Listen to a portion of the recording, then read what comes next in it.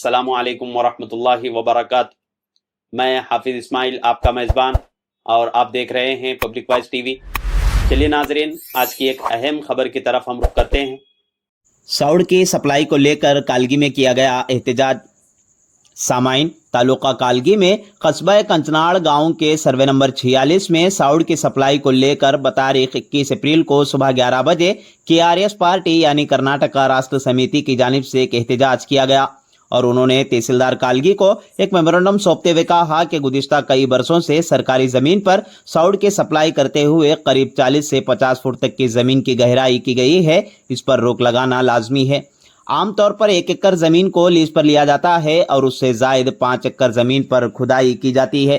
उन्होंने खुले तौर पर यह इल्ज़ाम लगाया है कि महकमजात की खामोशी की वजह से ही माइनिंग माफियाओं की मनमानी जारी है। अगर ऐसा ही रहा तो किसानों के साथ साथ करोड़ों रुपए का नुकसान हुकूमत को भी होगा। उन्होंने एक्ट 2011 की दफ़ा 7 के तहत कानूनी कार्रवाई करने की मांग की। सामाइन, आपको बता दूं कि भारत ने मिट्टी, रेत और दीगर मादनियात के लिए एक अहम कानून MMDR एक्ट मौजूद है।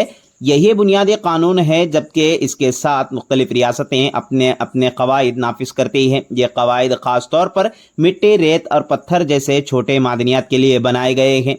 इस कानून के तहत कोई भी शख्स बगैर सरकारी इजाज़त के मादनियात की कानकुनी नहीं कर सकता। मिट्टी या रेत या उस जैसी कोई भी चीज़ निकालने के लिए या फिर एक जगह से दूसरी जगह मुंतकिल करने के लिए हुकूमती इजाज़त लाजमी है।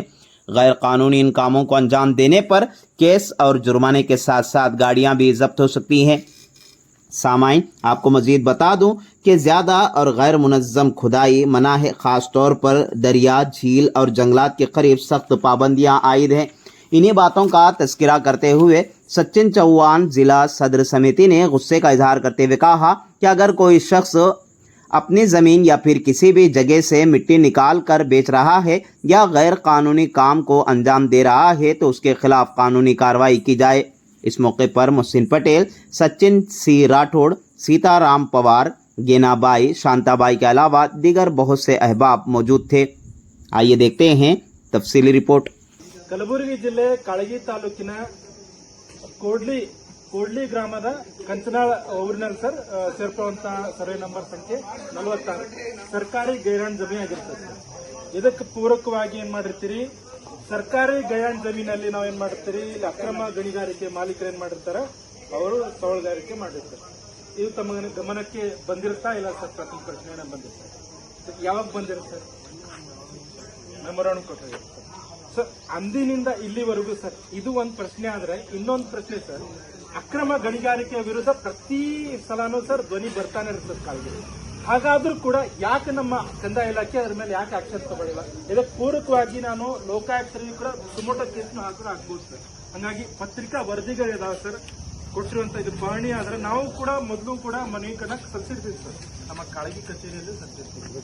ಆದರೂ ಕೂಡ ಈ ಸಾರ್ವಜನಿಕವಾಗಿ ಬಂದಿರುವಂತ ಅರ್ಜಿಗಳಿಗೆ ಯಾಕೆ ನಿರ್ಲಕ್ಷ್ಯ ಆಗ್ತಿದೆ ಅಂತ ಎರಡನೇ ಪ್ರಶ್ನೆ. ಇದಲ್ಲದೇನೆ ಸರ್, ಇದು ಒಂದು ವಿಷಯ ಸರ್, ಸರ್ವೆ ಸಂಖ್ಯೆ 46 ಒಂದು ವಿಷಯ ಆದ್ರ ನಮ್ಮ ಕಾಳಗಿ ತಾಲೂಕಿನಾದ್ಯಂತ ಕೇವಲ 1 ಎಕರೆ 2 ಎಕರೆ ಲೀಸ್ ಬರ್ತದೆ ಸರ್, ರಾಯಧನ ಕೊಡ್ತಿರ್ತಾರೆ. ಆದ್ರೆ ನಮ್ಮ ಪ್ರಮುಖ ಬೇಡಿಕೆ ದಯವಿಟ್ಟು ಅಪಾರ್ಥ ಮಾಡಬಾರ್ದು. ಇದು ಇಲಾಖೆ ಮಾಡುವಂತ ಕೆಲಸ. ನಾವು ಸಾರ್ವಜನಿಕರು ನಮ್ಮ ಕೆಲಸ, ನಾವು ಒಂದು ಉದ್ಯೋಗದ ಇದ್ದೀವಿ ಸರ್, ನಾವು ಇಂಜಿನಿಯರ್ ಇದ್ದೀವಿ, ಇವರೇನೋ ಆರೋಗ್ಯ ಇಲಾಖೆ ಕೆಲಸ ಮಾಡ್ತಾರೆ, ಇವರೇನೋ ವಕೀಲರ, ಯಾರೊಬ್ಬರೇನೋ ಲಾ ಪ್ರಾಕ್ಟೀಸ್ ಮಾಡ್ತಾರೆ, ಯಾರೋ ಎಜುಕೇಶನ್ ವರ್ಕ್ ಮಾಡ್ತಾರೆ, ಯಾರೋ ಬಿಸ್ನೆಸ್ ಆಗ್ತಾರೆ. ಎಲ್ಲ ಬಿಟ್ಟು ಯಾಕೆ ಮಾಡ್ತೀವಿ ಅಂದ್ರೆ ನಮ್ಮ ಸರ್ಕಾರಿ ಖಜಾನೆ ಲೂಟಿ ಆಗ್ಲತ್ತದ. ಇಲ್ಲಿ ಕಾಳಗಿ ತಾಲೂಕಿನಾಗ ನಾವು ಎಸ್ಟಿಮೇಷನ್ ಪ್ರಕಾರ ಇದು ತಪ್ಪು ಇರಬಹುದು, 1 ಎಕರೆಗೆ 2 ಕೋಟಿ ರೂಪಾಯಿ ನಷ್ಟ ಆಗ್ಲತ್ತದ ಸರ್. 1 ಎಕರೆಗೆ 2 ಕೋಟಿ ರೂಪಾಯಿ ಆದ್ರ ಕಾಳಗಿ ತಾಲೂಕಿನಾದಂತ 100 ಎಕರೆ ಈ ಸವಳುಗಾರಿಕೆ ಮಾಡ್ಲತ್ತದ. ಎಷ್ಟು ಲಾಸ್ ಆಗ್ಲತ್ತದ. ಆ ರಾಯಧನ ನಮ್ಮ ಸಿಕ್ಕರೆ ಏನೇನಾಗಬಾರ್ದು. ಅದು ಒಂದು ವಿಷಯ ಆದ್ರ, ಅಕ್ರಮವಾಗಿ ಸರ್ಕಾರಿ ಜಮೀನನ್ನ ಬಳಕೆ ಕಬ್ಜಾ ಮಾಡ್ಕೊಂಡು ಇವ್ರು ಏನ್ ಮಾಡ್ಲತ್ತಾರ, ಗಣಿಗಾರಿಕೆ ಮಾಡ್ಲತ್ತಾರ ಸರ್.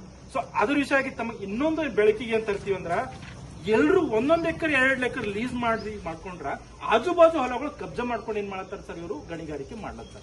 ಇದು ತಮ್ಮ ಗಮನಕ್ಕೆ ಹಿಂದೆ ಬಂದಿಲ್ಲ ಅಂದ್ರೆ ನಾವು ತರಲಕ್ಕೆ ಪ್ರಯತ್ನ ಪಡ್ತೀವಿ. ಈ ಕಾಪಿ, ಈ ಮಾಹಿತಿ ಸರ್, ಓನರ್ ಯಾಕೆ ಕಂಪ್ಲೇಂಟ್ ಮಾಡ್ತಾರ, ಅವ್ರಿಗೆ ಹತ್ತ ಹೊಲತ್ತದ ಸರ್, ಅವ್ನು ಕಳತನ ಭಾಗಿಯಾಗತ್ತಾನ, ಅವನು ಕಳನೇ ಅನ ಇಲ್ಲ ನಾನು ಈಗ ಹೊಲದವನಿಗೆ ರೊಕ್ಕ ಕೊಡ್ಲತ್ತಾರ ಏನ್ ಮಾಡ್ತಾರ ಸೌಳು ತೆಗೆದೆ ಅವ್ರ ಲ್ಯಾಂಡ್ ದಾಗ ಜಮಾ ಮಾಡುತ್ತಾರ ಅಂತವಾಗ್ಯಾವ ಹೊರತಾಗಿ ಆ ಲ್ಯಾಂಡ್ ದಾಗ ಅವರು ಈ ಸೌಳು ತೆಗಿಯಾಗ್ಯಾರ ಈಗ ನೋಡಿ ಸರ್ ಇವೆಲ್ಲ ಸರ್ ಇವು ಕಾಳಗಿ ತಾಲೂಕು ಸರ್ವೆ ನಂಬರ್ಗಳವ ಒಂದು ದಯವಿಟ್ಟು ಒಂದು ಸ್ಪೆಷಲ್ ಟೀಮ್ ರೆಡಿ ಮಾಡ್ರಿ ಸರ್ವೆ ಟೀಮ್ನಾಗ ಈ ಒಂದ್ ಎಕರ್ ಇತ್ತಂದ್ರೆ 1 ಎಕರ್ನಾಗ ಮಾಡ್ಬೇಕು ಅವನು ಆ 2 ಎಕರ್ 3 ಎಕರ್ 5 ಎಕರ್ ಹೆಂಗ್ ಕೆದರ್ತಾನ ಅವನು ಸರ್ ಇದು ನನ್ನ ಹತ್ರ ಸಾಕ್ಷಿಗಳ ಇದು ನನ್ನ ಇದ್ರ ಪೂರ್ವಾಗಿ ಅಲ್ಲಿ ಲಾರಿಗಳು ಹೋಲತ್ತಾವ ಈ 46 ಸಂಖ್ಯೆ ಈಗ ಹೋಲತ್ತಾವ ಸರ್ ಲಾರಿಗಳು ಹೋಗತ್ತಾವ ನಮ್ ಕನ್ಸರ್ನ್ ಅದೇ ಸರ್ ಈಗ ತಾವು ಈಗ ಕಾಗದ ಪತ್ರ ಅಕಸ್ಮಾತ್ ನಾವು ಟೈಮ್ ಕೊಟ್ಟಾಗಂದ್ರ ಅವ್ನ್ ರಾತ್ರಿ ಬೆಳಗ ಎಗ್ಗಿಲ್ಲದವನು ಮರುಳುಗಾರಿಕೆ ಮಾಡತ್ತ ಈಗೇ ಬರೀತಿಂತವ್ರು ನಾನು ಈಗ ದಯವಿಟ್ಟು ಆ ಸ್ಥಳದ ನಮ್ದು ಒಂದೇ ಬೇಡಿಕೆ ಸರ್ ತಮ್ಗ ನಿಮ್ಮ ಕರ್ತವ್ಯಕ್ಕೆ ನಾವ್ ಏನು ಅಡ್ಡಿಪಡಿಸ್ಲತ್ತೀವಿ ಸರ್ ಒಂದೇ ಒಂದು ಕಳಕಳಿ ವಿನಂತಿ ಸರ್ ಅಲ್ಲಿ ಅಕಸ್ಮಾತ್ ಸ್ಥಳ ಗುರ್ತಾಯ್ತು ಇದು ಸರ್ಕಾರಿ ಜಮೀನ್ ಅದ ಇವ್ನು ಎಕ್ಸ್ಟ್ರಾ ಇದು ಮಾಡತ್ತಾರ ಅಂದ್ರೆ ಅದನ್ನ ಸ್ಟಾಪ್ ಮಾಡಬೇಕು ಅದು ಒಂದು ಇಡಿ ಮಾಡಿ ಹೋಲಾರ್ದ ನೋಡ್ಕೊಳ್ಬೇಕು ಅದು ಮಾಡಿಸ್ತಾರೆ ದಯವಿಟ್ಟು ಸರ್ ಅದೊಂದೇ ಬೇಡಿಕೆ ನಾವು ಇನ್ನೊಂದು ಅದು ಫಸ್ಟ್ ಬೇಡಿಕೆನ ನಾ ಕೈ ಬಿಡ್ತೀನಿ ನಾನು ಸ್ಥಳಕ್ಕೆ ಹೋಗಿ ನೀವು ಪರಿಶೀಲನೆ ಮಾಡೋದನ್ನ ಕೈ ಬಿಡ್ತೀನಿ ನೀವು ವರದಿ ಮಾಡಿರಂದ್ರೆ ಆ ವರದಿ ಪ್ರತಿಗಳನ್ನ ದಯವಿಟ್ಟು ಸಾರ್ವಜನಿಕವಾಗಿ ಪ್ರಕಟಿಸಬೇಕು ಯಾಕಂದ್ರೆ ಇದು ನಾವೊಂದೇ ಅಲ್ಲ ಸರ್ ಇದು ಹಲವು ಸಂಘಟನೆಗಳು ಪೇಪರ್ನಾಗ ಮೀಡಿಯಾದಾಗ ಬಂದ ಇದು ನಾಳೆಗೆ ನಾವು ಪ್ರೆಸ್ ಮೀಟ್ ಮಾಡ್ತೀವಿ ಈಗ ಆಲ್ರೆಡಿ ಮೀಡಿಯಾದಾಗ ಬಂದು ಹೋದ್ರು ಇದು ದಯವಿಟ್ಟು ಇದನ್ನ ಕೆಟ್ಟ ಹೆಸರು ಮಾಡ್ಕೋಬೇಡಿ ಸರ್ ನಮ್ಮ ಕಂದಾಯ ಇಲಾಖೆ ಸಾರ್ವಜನಿಕವಾಗಿ ಈ ತರ ಬಂದ ಮೇಲೂ ನಾವು ಆಕ್ಷನ್ ತೊಳಿಲ್ಲ ಅಂದ್ರ ನಮ್ಮ ಇಲಾಖೆಗೆ ಕೆಟ್ಟ ಹೆಸರು ಸರ್ ದಯವಿಟ್ಟು ಆ ತರ ಮಾಡಬೇಡ್ರಿ ನಿಮಗೆ ಕೈ ಜೋಡಿಸಿ ಹೇಳ್ತೀವಿ 46 ಸರ್ವೆ ನಂಬರ್ದಾಗ ಒಂದು ಇಡೀ ಮಣ್ಣು ಹೊಲದಂಗ ದಯವಿಟ್ಟು ಕಾಪಾಡ್ತೀರಿ ಅಂತ ಹೇಳಿ ನಾವು ಆಶಯ ವ್ಯಕ್ತಪಡಿಸ್ತೀವಿ